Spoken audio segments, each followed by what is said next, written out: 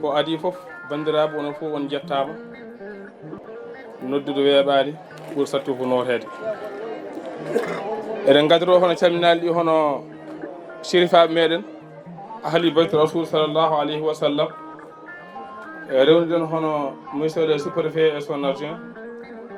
et président conseil départemental hono Amadou Djibril Diallo et monsieur le maire hono Baydallahi Ka en wonde hono mawɗo meɗen baba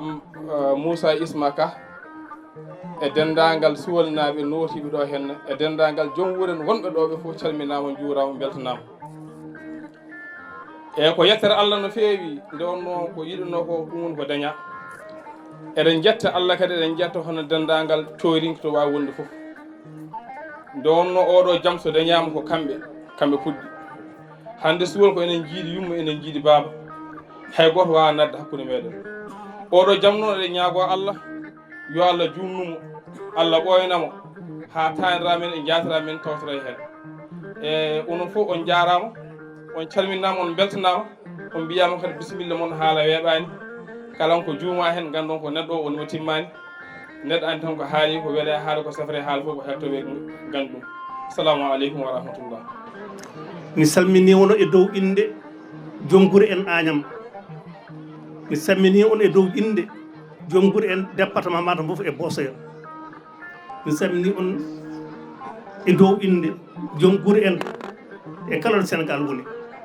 nde tawno Allah walli e oɗo saaha min calmini on Ciwol naaɓe min jarno on emin mbi on Allah jarama on jarama e teddugal ngal nokku ɗum min ngal e noddude min emin ngal min tawtori ɗum ɗo e min duwono on kadi ko daña ko yon jogoro jaam yo addu on jaam e cellal e min duwono hono ceerno Ciwol Mamadou Lamine emin gandi Mamadou Lamine ko ɓiɗɗo moƴƴo wimma ko jeeya ko coɗay kanko Ciwol naajo donc coɗay e Ciwol fonti poppate makko ndekete min gandi min hande o saaha so wonti Allah waɗi kadi hande o tawi min e ɗo min goni ɗo emin gandi min mbawi yadde makko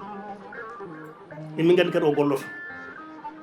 yo Allah naw ɗum yeeso noon yo Allah wallu en enen fof no potirɗen e joom guure en enen bismomo e nder association aji ɗi gonni ɗi fof enen bismomo hen emin bismoma e nder koye amen ganda emin paari e kala ko gadduɗa men emin paari yaldude maɗa emin goldo e maɗa minen joom guure en en tant que noon représentant hande mawɗo joom guure en Agnam hande ko Allah waɗimi ɗum ko min woni ɗo caggal mawɗo men o yeehi min ñagunoma Allah yo Allah rumum yafomo min gandu ko mawɗo moƴƴo so Allah ne onon Ciwol naaɓe min mbiyata on nanguitima kadi won ko yaari on ko noon kala fuutankoɓe mbi kala ne jogue yangi jonge lomto alhamdulillah rabbil alamina oɗo jaam ɗo ne ko moƴƴo ko jaaƴo kono min gandi ko on dañi lomtotoɗo jaggi hen noon juɗɗe temedere tino ɗon ballonmo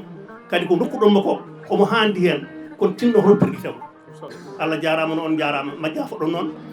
mone mon fof salminama inde mum e yettode mum en gardini salminago ngo alul bayti rasul en sallllahu alayhi wa sallam nde tawno ɓiɓɓe fuutankoɓe malla ɓiɓɓe julɓe kala to jooɗi ceerno natti wodde kilifa natti wodde so tawi alul bayti en nan ɗon jooɗi taniraɓe nelaɗo sallllahu alayhi wa sallam min calmini on min juurima on min ñaguima on duwaw min totti on aussi place uji mon no hannirta ni so ɗum ɓenni min calmini hilifaɓe diine jooɗiɓe ɗo ɓe foof e galleji diine ɗo ɓe potiri min calmini hilifaɓe aada monsieur le préfet l'adjoint au préfet on calminama on juurama monsieur le président conseil départemental et tous les notables jooɗiɓe ɗo on calminama joom guure en calminama beltanama e yimɓe ji darde mumen ñalawma o ɓe kolli ñalawma o ko ñalawma joom guure en hay gooto e maɓɓe mankani joom wuro foto wonno e Agnam ɗum noon Elimane Oumar Samba Kane e min nelma e joom gure en wonde vraiment mission maɓɓe timmi koɓe ponno wadde fof ɓe mbaɗi yimɓe beltanimama ɓe ene wiyaɓe yo Allah yoɓe teddugal ko wona ɗum ko Agnam Ciwol naaɓe fof calminama debbo e gorko suka e mawɗo e inde honorable député maire l'honorable député Farba Ngom e inde mum min calmini dendagal Agnam Ciwol naaɓe de potiri debbo e gorko suka e mawɗo hande ñalawma hande o ko ñalawma weltare mawde par ce que ñalawma mo gandanɗa hoorema ene wawno wasde waade ni kono Allah waɗiri ɗum ni ko yettata Allah ene wawno ɓurde ɗo wadde compliqué kono noon kala ko woni gonga woni jokkere en ɗam woni bandiragal woni responsabilité Allah yoɓata tan ko ɗeɗo golle donc vraiment Ciwol naaɓe fof yimɓe fof ene mbiya mention spéciale e Ciwol naaɓe ɗum ɗo hande mboɗo andi so tawi maayo ɗo ene welto mayɓe Ciwol naaɓe fof hande ɓerɗe mumen ɓuuɓi par ce que Ciwol fof rendi woni neɗɗo goto gardini neɗɗo goto kadi wona noon wayatno donc ko yettata Allah no feewi sen jetti Allah en jetti Ciwol naaɓe en jettat aussi bandiraɓe men coyrinkoɓe no wirani par ce que ɗum ɗo fof so yaari ni ko gonga Ciwol ene hen jeeya mais kamɓe ene eɓe hen tawa ha timmi ene wawno lefol ngol malo kongu ngu hen ɓe jeeya hay goto ɓurani ɓe hen ko kamɓe jeeyi no tuldanaɓe jeyni wooda no waɗira wooda no yaari kono noon détermination mabɓe ene mawni kamɓe wonɓe ɗo e wonɓe caggal leydi foof koɓe kaɓɓi hen ene tiiɗi